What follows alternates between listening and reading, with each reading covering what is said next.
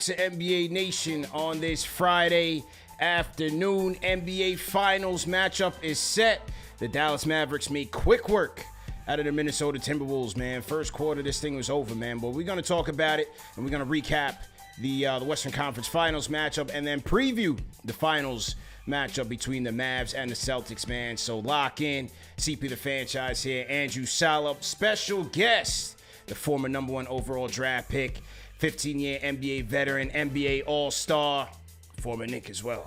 Kmart in the building. Let's talk about it, man. Like, share, subscribe to the channel. Let's go, man. All right, man. So last time we met, fellas, Kmart's prediction was Mavs in 6. I said Wolves in 7. He was right, man. And they did it earlier. Washed the Wolves. Luka said, listen, we're not going back to Dallas. And I thought he set the tone, man. This game at one point in the first quarter was tied 18-18. Mavs were going a 31-point run. 17-1 run in the first quarter and never looked back. 36, 10, and 10 for Luka. 36 for Kyrie. Got 72 points from these two. And that was it, man. Came on, give me your reaction to this game, man. Yeah, it went exactly how I thought it was going to go. I thought they was going to get them out of there in 4. I thought the blowout was going to be the closeout game in 4, but I was a game removed, so it was a gentleman's sweep. No, it's just how it looked. I just, like I tell you, it was just how it looked to me. The games were close. The first few were close, but I just liked the way Dallas approached the first couple games, man, in Minnesota. So, but yeah, the way Kyrie is approaching it, the way Luka, we know Luka can dominate, and being that how limited the Timberwolves are in their playmaking. You know, the only one who's really playmaking is Anthony Edwards. So I think they have to address that in offseason. But I think Dallas is hitting their stride at the right time. So yeah, like I told you guys, man, it's just the way it looked to me. I didn't think it would be a long series at all. So yeah, and it's funny because, you know, matchups are everything, because you see the way that the Timberwolves dispatched the Nuggets. Nuggets had a 20-point lead in that Game 7 match, in that Game 7 series. Timberwolves come storming back. I felt like they were a better matchup against the Nuggets, but then Kyrie and Luka, man, just picked them apart. And it just seemed like, especially over the course of the series, every time, especially in the fourth quarter, when you see them superstars taking that next level, it just went shot for shot. It was fire and ice, man. Timberwolves had no answer for that. Yeah, they can, like, I told a few people, if Luka and Kyrie average anywhere from 60 to 66 points in this series, like together, they're going to be hard to beat in any series, right? And so that's what it's been. They've been averaging 60 plus in this series, so it was easy work for them, you know. And Kyrie taking the approach of getting his guys involved the first couple rounds, and now is really getting down to it. He's turned that thing on, man. So no, I'm excited to see this next series, man. I really am. Andrew, what you think about how this series unfolded, man? Yeah, it was crazy. I didn't see it going this way. But Kenyon, I actually like to ask you, when it comes to the Wolves, what offseason moves do you think they can make to improve their team and make them they're a legit title contender now, but even more legit. I wasn't a fan of the Rudy and Cat thing together. I just don't think it works. You know, it works during the regular season, but now it's just too glaring of I don't know what it is, but it doesn't work, in my opinion, as far as basketball. But they need another playmaker. I know McDaniels was coming into his own, but it's not enough. Anthony Edwards needs some help. Do you think Rudy? There's a cap on teams that Rudy plays on for offensive and defensive reasons? Yeah. Yeah. Yeah, because it's just like he's a liability, man. Like, and in my opinion, I understand he has 4 Defensive Player of the Year trophies at home. I get that, but if you watch the games, Like when it get down to it, okay, those are regular season awards. Okay, cool. He can affect the game during the regular season in certain ways because the game is up and down, and people are putting emphasis on it because he's blocking a few shots and everybody's. But when you get down to it, he can't switch pick and rolls, which that's a big part of the game now. He's always in drop coverage because he can't move his feet laterally. He can't. Well, there's only a couple bigs that really post up in the NBA, and he can't really guard neither one of those guys. Right. Joel Embiid or Nikola, Yeah. he can't guard neither one of those guys. Offensively, if he's not around the basket, well, he's ineffective. So you can't throw him the ball in a pick and roll situation. Him dribbling go make a play. So he's in the way a lot of times. Yeah. I think we saw that in the first quarter, right? Like he was trying to post when he shouldn't be. Yeah, definitely. Yeah, because they put a small on him. Like they want you. Yeah, you trying to post Luka up. Yeah, okay, cool. They're gonna throw you the ball and you're not doing anything with it. Right. Looking for a foul because you're limited. So defensively, yeah, those are regular season awards. I don't think he should have got it this year, no way. But this is my personal opinion. But yeah, no, I just think Rudy is in the way. Cat shoots too many jump shots. So it's just a flawed situation, because if you're not going to have one of those guys on the block, they can go get a bucket when you need one, when you got to rely on Anthony Edwards to make all the plays off the bounce. It's tiring, So it's you need to be able to slow the game down like Denver does, like Dallas does, like Boston does. Like when you need a bucket, you need to go get on the block. You need to go make some plays at the rim and things like that. And Anthony Edwards is the only one they have to do that. True indeed, man. And when you talk about regular season awards, Luka Dončić finished behind Jokic in the MVP award, won the scoring title, first played with 33, 9 and 9. This is year 6. Had to take his lumps. Finally has a team to get there with him. Where did you have Luka in your MVP ladder this year, Kmart? Where he was. I had Shea as my MVP. So Yeah, I had me him too. exactly where he was. 3rd, maybe 4th. Giannis still is 30, 12, and 6. So 3rd, 4th is where I think it is. Team finish 5th. So What so did I had Shea winning. But no, Luka definitely did what he needed to do during the regular season to put his team in this position. And now they're here, and he's been doing what we expected of him in the playoffs. And that's showing up big moments. Did his play, I mean, Minnesota came in with a defensive reputation, but, I mean, he was pushing Jaden McDaniels around. He had answers for every coverage. Yeah. It's I said it on our pod on Gil's Arena, right? We looked at it because he was guarding Jamal Murray, right? An injured Jamal Murray. Mm-hmm. They played well against him, but Jamal Murray is not Luka.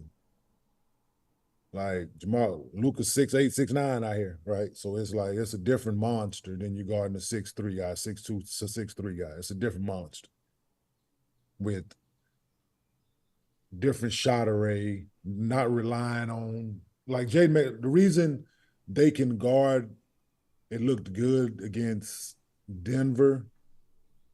Because it's a lot like Jay McDaniels long, Alexander's long, Anthony Edwards long. Like they all the handoffs and different things, they can fight through those screens, they can get through those, they can deny the passes, they can make it look a certain way.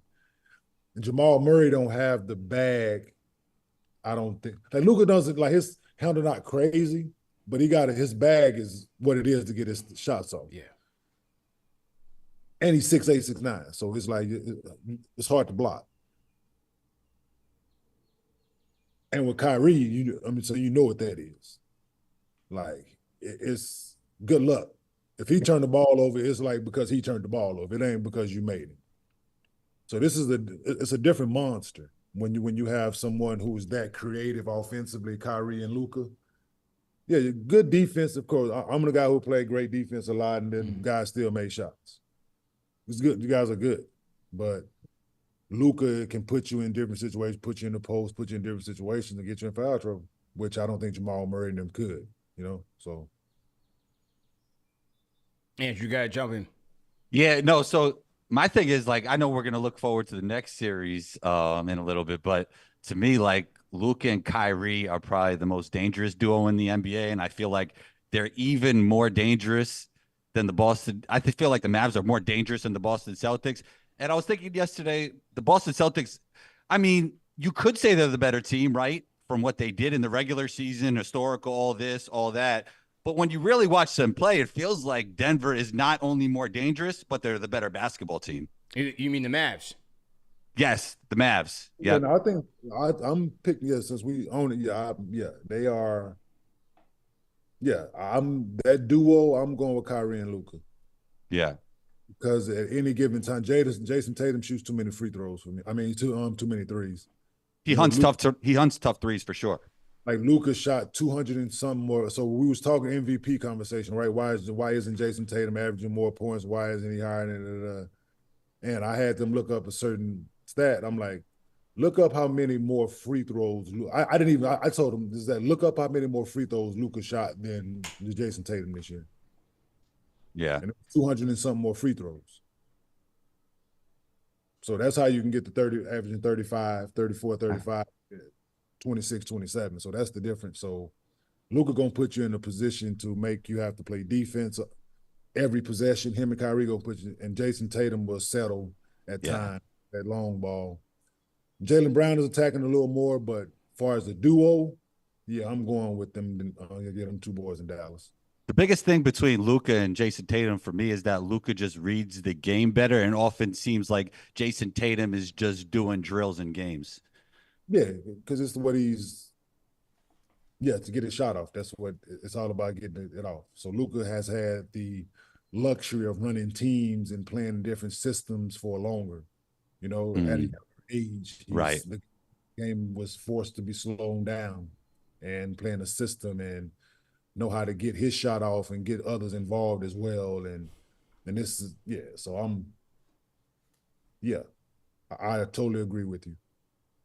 Well, what do you think about the Kyrie factor in this? I mean, he seems to be playing since the Cleveland days, seems to be at his best mentally, physically, everything. Seems to be really enjoying basketball again. And it seemed like the chemistry with him and Luka Dončić, is that the best since him and LeBron? It just seemed like Kyrie's in a good space right now. What do you think about that? Yeah, what situation since LeBron has been a calming situation? Yeah. Well, I would say this, like the Brooklyn move. That wasn't calm. That nothing about that was calm from the beginning. But what I mean is, with the Brooklyn situation, it seemed as though this was him and KD's plan to go there together and build that together. But James was there. That's not, so you can't. Yeah. Anything, like, I like James as a person, but anything James Harden is involved with in basketball, it's not. It's a delicate, sensitive, crazy situation, and just what it is. And it played out that way. Right? Yeah. So that was from the beginning. Like, I just never thought that was gonna work. What about James makes the basketball situations delicate from your perspective? This is how he plays. How he plays the game. Because up to that point, ball dominant. He manipulates the game. When you have two prolific scorers that you dribbling the ball 14 times in a possession, then throwing them a grenade, like, make this, doesn't work for Kevin Durant and Kyrie Irving. They're rhythm guys. So I just never liked that. That for, like, just as far as basketball sense, you needed a different guy with the ball in his hands most of the hoop, like at the point guard position, so to speak, because Kyrie definitely was going to have to be the two. So, but James' talent is not I don't think he needs a big, he needs other guy catch and shoot guys. That's what James Harden, like, for the lob threat to catch and shoot guys. That's what James Harden. It's kind of like the Luka thing, right, Kenyon? Even though Luka's better. Yeah, Luka's bigger, better. Yeah, so it's that, right? Mm-hmm. I'm gonna manipulate the game to a degree, but I got also another killer over here with me, and I got a mad scientist over here in the head coach. So it's different, man. This is coming from a different perspective, and you're getting to see the I'm saying the fruits of having solid basketball people around you, and your IQ is what it is with Luka. You know what I'm saying? So it's only helpful to have Kyrie over there that's been in it, right? And now this is another calming situation for him where I can just go hoop. I can be me. All the attention's on the other guy, right? All the attention's on Luka. So I can just go hoop. And so I think that's where Kyrie always wants to approach it. So yeah, it's only helpful for Luka. For both you guys, CP, how much do you think Kyrie's experience with LeBron helped him with his current situation with Luka? Yeah, it has to. It has to. I mean, I'm sure Kmart could attest to that. You know, that experience is the best teacher, especially when you're playing with another alpha. You know what I mean? I just think it's different. Like, it's a different monster, though. Like that LeBron media and attention is different. Right? Even being in Cleveland, small market, it was different. So I think this situation is, if Luka would have got MVP, yeah, maybe something like that, maybe a little more. But I just, and it's not to put any like, there doesn't like, but I'm not trying to like disrespect, but being that he's like LeBron is American and Luka is European, I think it's different. It's different, because if we were playing in Serbia, then all the attention would be on Luka, and it'll be like that, right? Yeah. So like that LeBron attention was in Cleveland. So I think a little less than, so he's just able to concentrate, be him, do what he do, but absolutely being around that absolutely helped. But I just think it's a different monster, so to speak. Yeah. Well, I'm curious to see how Kyrie fares. You know, the Boston crowd is going to be on him. You know, he stepped on the mascot. He burned in the sage in the building. It wasn't a good tenure for him. That's going to be an interesting storyline. The first game 1 and game 2, Kyrie and the Boston fans, how he handles that adversity. Maybe that builds Luka up or the supporting cast, but Kyrie going up against his old teammates, that's going to be an interesting battle right there. CP, I think that actually motivates Kyrie. For sure. Like as skillful as Kyrie is, and then when he's super motivated as well to beat up on his own old team, I think that's going to be dangerous for Boston. Yeah, and I don't think, well, this is not his first time back. No. Right, you know, so I don't think it's, of course they're going to boo and all, but I don't think it's, if it was just like first, like if it was still fresh. Right. Yeah, but of course they're going to boo, they're going to be loud. Of course, that's just about the way Boston fans are. And they just got a little more motivation with this, but I think Kyrie is in a headspace, man, where it's just going to be noise, and he going to go out and hoop. And you know, when you think about Kyrie and Kmart, you had picked up Mavs GM Nico Harrison in the last episode you were on, and you really got to look at and give them a lot of credit for how they put this whole thing together to even get to this point, because given Kyrie's situation over the last couple of years, Mavs were able to get him on a lower end deal. You know, if Kyrie Irving was still playing at the top of his game, let's say he wasn't in New York, he was somewhere else and was still playing over the last few years, that trade is going to cost you more in assets. Everybody thought he was going to the Lakers. The Lakers were going to go all in and get him and reunite him with LeBron. But Mark Cuban, that was the thing that really turned this thing around, because they had to get somebody there. And I think Cuban was maybe scared to say, look, we got to keep Luka Dončić happy, because this is year 5 now. We got to go get somebody and really put a competitive team out there. I felt like it started with getting Kyrie on a lower deal. They tanked last year at the end of the season. They took that pick away from the Knicks. As a Knicks fan, I was tight. You know, Mark Cuban and them, they basically rested all their players end of the regular season. They end up going into the draft, getting the number 10 pick. That turns into Derek Lively. He goes 16-16 in this series. They go out during the deadline. They get Gafford. They get P.J. Washington, guys who, again, lower value because they playing on losing teams. So he's able to go into the margins and put a damn near brand new team around Luka Dončić over the last 2 years, man. That was a great job by him. No, that's what happens when you put basketball people in basketball situations and making basketball decisions, right? Nico been in the game. Nico played the game. Nico played overseas. Nico been around the game forever, working with Nike. Mm-hmm. So he's been around guys. And one thing that I've never did, and I'm pretty sure a lot of people never doubted Kyrie's ability whatsoever. No matter what was going on, no matter where he was, no matter what the situation was, Kyrie was always a dog and could always put the ball in the basket with the best of them. You know, he's a proven champion, showed up big in big moments. Well, why not when you can get, like you were stating, like when you can get him on a bargain deal, you know, so why not make that move? And if it didn't work out, it didn't work out, but I would try it. You already got one guy, and it's a better fit. So, yeah, making the moves they made over the last 2 years, like I said, especially at this trade deadline, bringing PJ in, bringing Gafford in, I think was huge. Having people similar skill set, so you're not missing a beat when you're making subs and things like that. You know, I think was crucial in the decision making, man. So shout out to them. Yeah. How much easier has it? How much easier has that made it for Kyrie and LeBron? Because even you saw last night, like Luka gets into the lane. Obviously, he always makes it look easy. It looks like he's going slow. He's getting to his spots, but then Rudy has to think about the lob threat on top of that. How much easier has it made it for these two super skillful players? Oh yeah, when you got a threat at the rim, bigs are taught. I'm saying keep a body on the big, and so you're in no man's land at time. You know, so they doing an excellent job at reading it. They've seen every defense imaginable. So I don't think it just puts them in a tough spot. And they are proving that mid-range and twos still matter. So you know, it's interesting you say that, Kenyon, because you mentioned putting basketball people in basketball positions.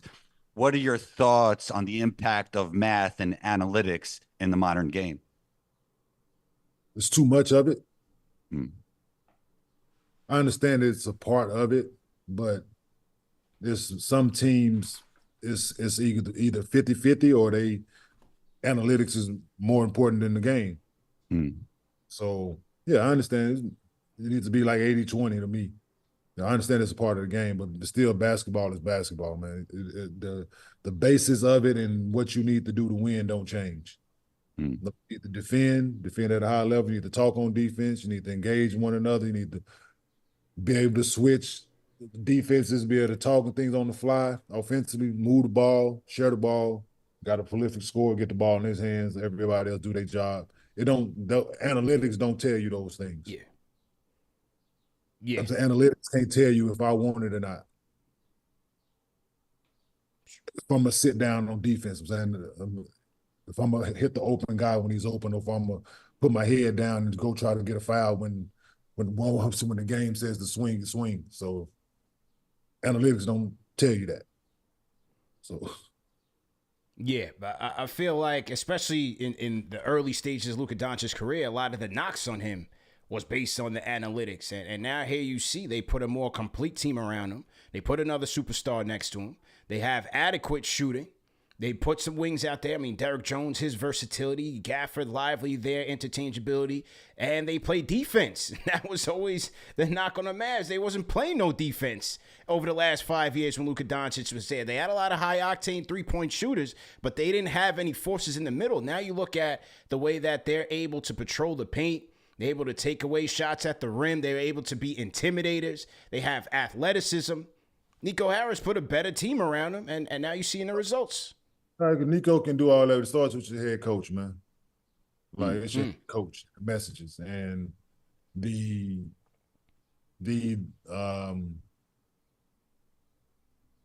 honest approach with it. You know, JK was a hell of a defender, so he's holding guys accountable on the end. You know, he's holding Luka accountable. He's holding Kyrie accountable. You know, so you don't have to be Tony Allen on the ball. You don't have to be that, but you can give me an honest effort, help when you're supposed to help, just don't get straight line. Like things like that are the messages. And on the defensive side of the ball, that's just what it is. And J. Kidd a straight shooter with that, man. So him being in these situations before, he's able to tell him, and it's like gold, right? Because True. he's been there. He's played at the highest level. He's won a championship. He's made all defensive teams and things like that. So if he's telling you, like, I need you to do this on defense, then, well, why wouldn't they? You know, so I think that's the difference. And when they can score the ball the way they can, and you give me an honest effort defensively, and you put the other guys that's around them, PJ, Derrick Jones, the Green, and then the Gafford, he's blocking shots, Lively's blocking shots at the rim. So it's a competitive message being relayed about the defensive side of the game from J. Kidd and staff and Sean Sweeney. I'm saying Sean Sweeney thinks defense. You know, he was with J. Kidd in Milwaukee. He's with him now. So Sean Sweeney is a defensive guy. So it's emphasis on it. It's emphasis on taking things away. It's emphasis on being held accountable, man. Yeah. Like if you see Luka now, like guys, they trying to post him up. He's pulling a chair on guys in the post. He's doing right. He did it. So he's finding ways to be effective defensively when people have knocked that side of him.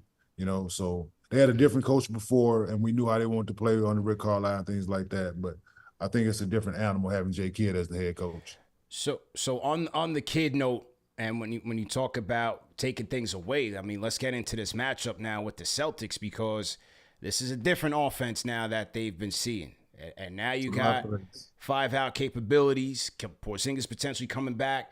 What do you think J. Kidd aims to take away from this team that has so much firepower? Yeah, no, they're going to switch pick and rolls and make them guys put the ball down on the deck and drive them off the line, man. They shoot a lot of threes. Yeah. A lot of threes. Yeah. Somebody going to have to get in the post. Somebody going to have to shoot some mid-range jump shots. So, we know Jaylen Brown has been putting his head down, getting to the basket. But they going to trust me, they're going to come up with a defense game plan. I'm interested to see. I can be able to tell you more after game one on what I see, and then what I think the adjustments would be going into game two on how the game goes. But if I'm J. Kidd and them, I'm running them off the line. They shoot a lot of threes. I'm going to make the ball find Al Horford. I'm going to make the ball find Derrick White. I know he's been playing well, but I'm going to try to make the ball find those guys. Drew Holiday has been aggressive, but he's going to have to be more aggressive. But I'm going to do some things. I'm going to make Jason Tatum uncomfortable in pick and roll situations. He won't be able to play one-on-one a lot if I'm coaching him. I'm into making guys uncomfortable, especially early on in the series, and making you make adjustments on how you're going to try to score. So I'm not into you making the adjustments. I'm going to make you make the first adjustment and the second adjustment, because I'm going to guard you different each and every time that we come out of a timeout, out of a half, out of a quarter. I'm going to give him a different look, and I'm going to make you mentally exhausted on trying to figure out how we guard you. From the Celtics perspective, how would you like to see them guard Kyrie and Luka? Yeah, man. Funny, me and KJ was talking about it last night. They probably going to put Derrick White on Kyrie. A little taller. Let Drew. What Drew does well is roam. Like, he's excellent on the ball, but if you ever watch, he can be guarding. Like, he was guarding Tyrese Halliburton against Indiana. He's roaming. Like, that's the same thing J. Kidd used to do, right? J. Kidd can be guarding Paul Pierce or somebody, like he can be guarding Chauncey Billups, but he's always roaming and helping. And next time, how the hell he take a charge over here, right? When you guard, your man ain't nowhere near the play. So I think they'll let Drew Holiday be the roamer, which would be excellent. And you can put Jaylen Brown and Jason Tatum on Luka, because you have to play bigger on him. So I would do that. I would put, to start the game, I would put Derrick White on Kyrie, let Drew Holiday be the roamer, and helping and digging and disrupting plays, and always being at the nail, always being a plug guy and things like that when he's guarding Derrick Jones Jr. or PJ Washington or Green. Like, so I'll let him be the roamer. Do you like the idea of Drew on Luka, even though you think of him as a No, roamer? Because no, no, I don't. because I don't like. I feel like Luka has less of a chance backing down Drew and getting easy buckets than anybody else, right? Yeah, but I would, like I said, have a bigger body on him in the Mm, Jaylen Brown. I'll put Jaylen Brown on Jaylen him. Brown. okay. I'll put Jaylen Brown on him and just yeah, Drew. But then when it's all said and done, Drew gonna have his time on him. We all know that. But Yeah. start the game, I'm gonna give him that look. Yeah. So I'm gonna give Luka a different look as well if I'm them. I'm not playing the same guy because everybody gonna guard him different. Right there, right? Right. Different than Drew. Drew gonna guard him different than Jaylen Brown. Jaylen Brown guard him different than Tatum. I'm keeping Jason Tatum off of him though. Yeah, I agree. And also, I'm keeping Derek White off of him. I don't like that matchup. I think he backs Derek down all the way. Yeah, It's easy. that's why I said Derek White on Kyrie. That's Yeah. Kyrie because That'd be tough with Luka. That'd be tough. Yeah. They gonna search the match. I'm saying the way the game is, man. You manipulate the pick and roll. You manipulate the ISO every time to get who you want on the ball. And if they want to find that matchup, the Derek White on Luka to put him in the post, then they're gonna run a play to put him in that situation. So can't hide him. Right. Not for every game. True. And then, but on the Luka side of things, what do you think Mazzulla does to make him guard, right? Because you can't hide him anywhere against the Celtics like you could against the Timberwolves or even the Thunder. Like with the Celtics, you're gonna have to guard up. He's giving an honest effort, man. I'm putting him on Derek White. He's the less. He's not quick, so like he's not stronger than Luka. He's not quicker than Luka. He's not taller than Luka. So I don't think he has any advantages over Luka in that aspect. So I'm gonna put Luka on Derek White. Yeah, he's been making plays and all that, but Luka he's smart not to foul him when he's driving. So I would put him in that situation. Kenny, what do you think about Porzingis? And could he be a big difference maker, a big X factor for the Celtics? No. Hell no. You one of the finals, man. Are you crazy? Whenever you come back, listen. This is not game 47 of the regular season. Trust me. You don't got time. So you don't have 4 games, 5 games, 6 games to find your rhythm and your legs and your wing. Yeah, that's fair. You don't have that luxury right now. This is for all the marbles here, man. It's for all the marbles. So ain't no time for to be trying to get him reacclimated to the way we've been playing and trying to fit him in again. And we've been playing a certain way with Al Horford and other bigs that we didn't have to implement. And so ineffective. If he does come back, I think it'd be a mistake to bring him back. To be honest. I was wondering if they should have tried to bring him back even during the Pacers series. They said he was supposed to come back game 4. I was wondering if they should even try to bring him back at that time and see if they could get him into, because what's that ramp up like? I mean, he's coming back from a calf injury. From your experience, what's that ramp up like trying to get back into things? I've never dealt with a calf injury, so I couldn't tell you what bro. Never been out during the playoffs and tried to come back. Never. I just did. I've never experienced what this is, being hurt and trying to come back after you miss. Intensity, man. Yeah, playoff intensity. Them dudes don't play that hard all the time, right? If Porzingis was an all-out guy all the time, if he played balls to the wall all the time, like just say Patrick Beverly just goes hard all the time, for somebody like that, then I would, but no. And you got to keep up with Lively and Gafford and them bigs running, and they gonna be. And you got Luka and Kyrie turn the corner, putting you in the pick and roll and all that. And you got to change, man. Please. Okay. Good luck. Good luck. But hey, they gonna throw him out there. Yeah. No, I think so. And because I'm wondering, like, from a Lively and Gafford standpoint, and the Celtics testing them in terms of how they guard out there in space. And you're going to have Horford and Porzingis chucking up threes. I mean, that last regular season matchup, when they saw them, when the Mavs had their team, they got ran out the building. Celtics shot 21 of 43 from downtown. How do you see them testing those Mavericks bigs and their inexperience? I'm not going to shoot 21 from 40 every game, so not from three. So they experience now. I don't think age doesn't matter right now for Lively. It doesn't. In the finals. He's had 3 rounds already. Regular season, played a lot of games. I think she might have played all the games during the regular season, I think. But experience right now is I think it's right now it doesn't matter. Because the experience of playing in each round, each team was different, each experience was different, the playing time was different. He learned a lot. They did the hack a lively thing on him. He learned, went to the line, knocked free throws down. That was a learning experience for him. Come back from injury, that's a learning experience. All these things have been learning experiences for him. So he's been playing well. And it's the biggest stage, so I don't see anything different. I don't think the age or the experience of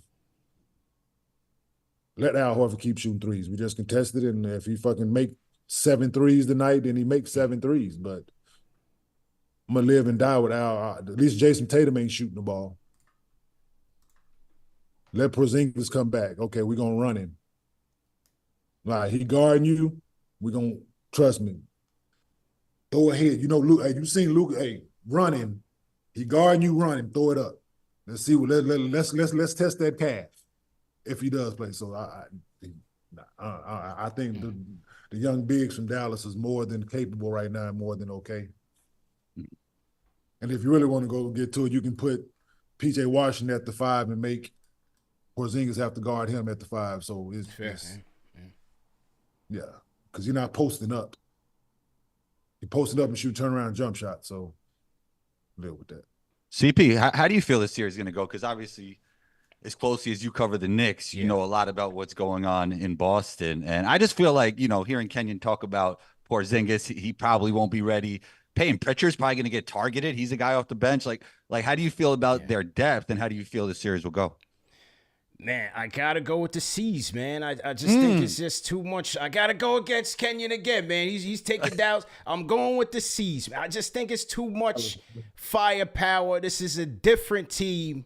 Wow. And the Mavs has had a good run. They went through OKC. They went through a tough defense against the Timberwolves. Made them look like nothing. They watched them in 5 games. I just think it's Tatum and Brown's time, and I think they get it done, man.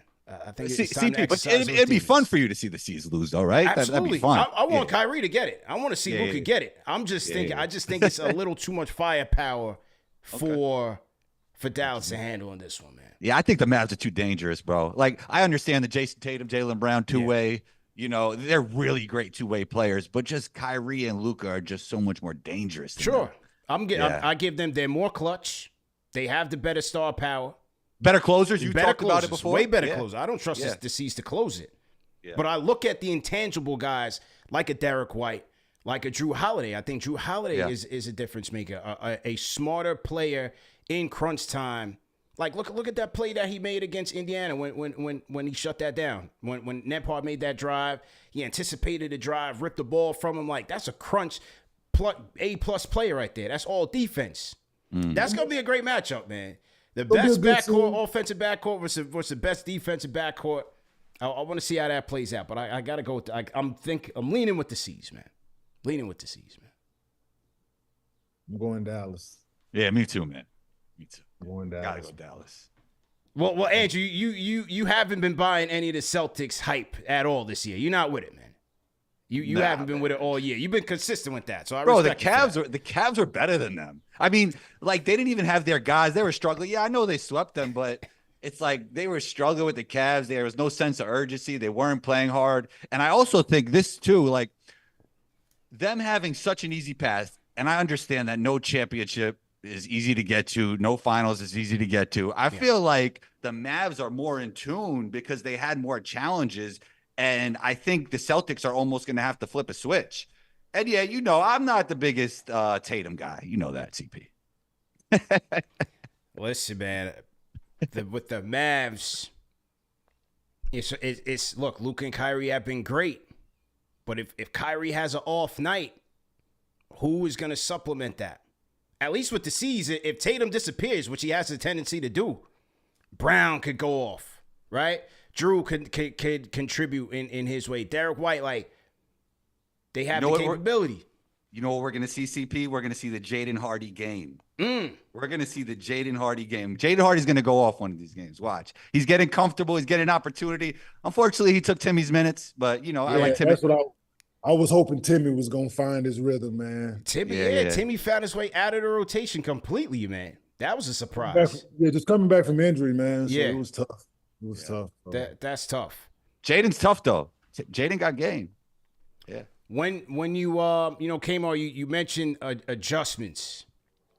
What's that process like over the course of a series? I mean, is it all the way through? Like, is it just, after each game, we're looking at film, we're looking at the numbers, looking at the analytics, and then just making that adjustments from game to game all the way through? Analytics don't matter in the playoffs, man. Game film matters. Heart, determination, will. Analytics don't matter in the playoffs, man. You're going to make shots or you're not. You're going to defend or you're not. You're going to pass the ball or you're not. Does it mean something to you or not? And I don't see any analytics on none of that I listed at this point. Just my opinion. Like, it's right now, it's adjustments every game, every quarter, every half. If something's rocking, you rock with it. If you make adjustment, you make it. You're doing it during the timeout. You're doing it, especially from game to game. You can't think that because you won game one, the other team's going to make adjustments. So you got to make some slight adjustments as well. You got to be anticipating certain things. You got to have a good staff. You got to have good minds around you to try to anticipate what they might do. What do we take away from them that they might try to get back into their game plan? So it just always, as a staff, talking them things out, and having high IQ guys on the floor. So that's why you see the rotations short like that. It ain't the guy's skill set at times. It's, can I trust you with the game plan? Like, can I trust you with the game plan? Like, can I trust you to implement the game plan? That's why the rotations are what they are right now. And are you able to make these adjustments? Do you have guys that could listen to this right now and change in the timeout? So it's, okay, we guarded the pick and roll this way, we come out of this timeout, we're going to go zone, and we're going to trap the first pass, and different things like that. Like, So it's always adjustments being made. How much does the coaching matchup matter, Kenyon? I mean, you obviously play with Jason. Do you think he could expose Missoula, kind of like how Spo exposed them last season? I do. I do. I think Jake Kidd's staff is more basketball savvy. I know Sam Cassell's over there. I'm pretty sure he has some decent basketball minds, but I've been around Jake Kidd, of course. I know Sean Sweeney. I know Duds. I know Derek. I know Daryl Armstrong. I know Michael Finley's in the front office. Yeah. They got still Dirk around. I'm saying Sham God's there with the body. I know basketball people over there. Better infrastructure. Yeah, the infrastructure is that. They've been there. So I trust J Kidd and his staff more in this situation as far as making adjustments and having a game plan together from game one on how they go approach this and attack Boston, because this is not going to be an easy task by any stretch of imagination. Boston is a hell of a team, but I just think they do a hell of a job putting a game plan together and being ready. What's that? You played in two finals, been through the dog days of the playoffs. What's that like, mentally, physically, when you get into that last point and you're like, damn, well, we just need 4 more to raise that trophy up, man? You get a burst of energy, man. Like, if you're able to get to this point, you get another burst of energy. You should. I know I did, and we did as a team. The first year against the Lakers, we ran up into the Lakers. They were Shaq. Yeah. But Yeah, you should get a burst of energy, man. This is an exciting time, man. It's only 2 teams now. So it's the first to 4. So that's getting that burst of energy. And fortunate enough for these guys, they got a few days of rest before they get to it. You got any little nagging injuries and things like that, you get to take care of it. Yeah, so I'm looking for these guys to be energetic game 1. So to everybody in the chat, once again, hit that thumbs up button for your boys. CP the Franchise, Andrew Salt. We got Kmart in the building, man, previewing the NBA Finals between the Mavericks and the Celtics. Shout out to the rhyme animal, Chuck D, in the chat. Says, I can't stand Dallas, but Boston, yuck. I do think it will be pretty exciting to watch. I ain't picking anything. So Chuck is on the sideline. He said, nah, I'm not going for it. He has no dog in the race. Yeah, Knicks fans ain't trying to see the Celtics win that at all, man. I do hope that Kyrie and Luka can get it done. Luka Dončić in his 6th year. I do hope he can get that. And, you know, from a Minnesota standpoint, we talked about it last week when everybody was trying to put Ant-Man on that MJ pedestal. Now, Ant-Man is now on the outside looking in, man. I think it was ridiculous, man. It's like every game, somebody's the next great this, the next great that, right? Stan Van Gundy on the telecast last night. Luka and Kyrie's the best backcourt of all time. Ant-Man, the next face of the league. Like, I just feel like we just get too quick to make these, you know, Pantheon or top 5 ever reactions after each game. You gotta let Ant-Man take his lumps. This was his 2nd time in the postseason. Last year, they left out in the first round. This year, Western Conference Finals. He's 22 years old, man. You know, what happened to earning your stripes? Game on, what do you think about that? Yeah, no, it's just what it is, man. This people want to put, like I said, people want to put things in the microwave, man. They want to be the first one to say things, instead of letting things manifest like you stated. But yeah, Anthony Edwards is the 2nd year in the playoffs, man. He's young, and building the team around him. So his future is bright. They let him take his lumps, like you stated. But yeah, is Luke and Kyrie one of the best backcourts ever? Yeah, but sure. They haven't won anything yet, Evans. So let's calm down there. But no, it's people. Like I said, this is microwave society, man. They want to put things in the microwave and instant gratification. Yeah. To me, they're the most skillful backcourt offensively I've ever seen personally. But CP, I want to ask you, how much is that just like content strategy for people? Like, know, it like that's what it is. I mean, you're a great content creator. I think a lot of the just anointing people the next Michael Jordan is just content strategy at the end of the day, right? Yeah, for sure. I mean, I think it depends on the platform. Obviously, the more mainstream you go, I think the more casual you have to put these topics and to appeal to people who may not want to be in the weeds. You know, like personally, like I like to be in the weeds. I want to talk to Kmart. I want to understand from his perspective, from an NBA player standpoint, what goes on in each of these scenarios. But you know, there's people out there that there is something for everybody, right? Like me and you had talked about that on that interview that we did a couple months back. Like I feel like there's a lane for everybody to cover each facet of the game. So you know, whatever you're into, you're into, man. So. That's how I think that's how it goes. Somebody in the chat, I forgot who it was. I think it was TM was saying, give credit to J Kidd for being able to manage the ego, the star power of Kyrie and Luka. Kmart, how much stock you put into that from a coaching standpoint? You know, not just being X's and O's, but also being a people manager, managing. Look, this is the league. This is a lot of guys making bread, guys, you know, playing for something, playing for rings. How much stock you put into a coach being able to manage a locker room in that way? I think just to be honest and transparent with you guys, man. You know, treat them like men, first and foremost. We all go managing egos. You asking guys what's important, man. What's more important? And I'm pretty sure they've had those conversations, right? Is it the shoe line? Is it the money? What is it? So what's more important? Like, I'm here to win. Are you here to win? I'm here to win. So let's put all the BS aside, man. Let's do that. So I think those are the messages that J Kidd is able to relay. Like I said, he's played at the highest level, man. He's been in multiple locker rooms, different personalities and things like that. big egos and such. So if it's just about winning, then I think it's easy, you know. But you have to have those conversations and relay them.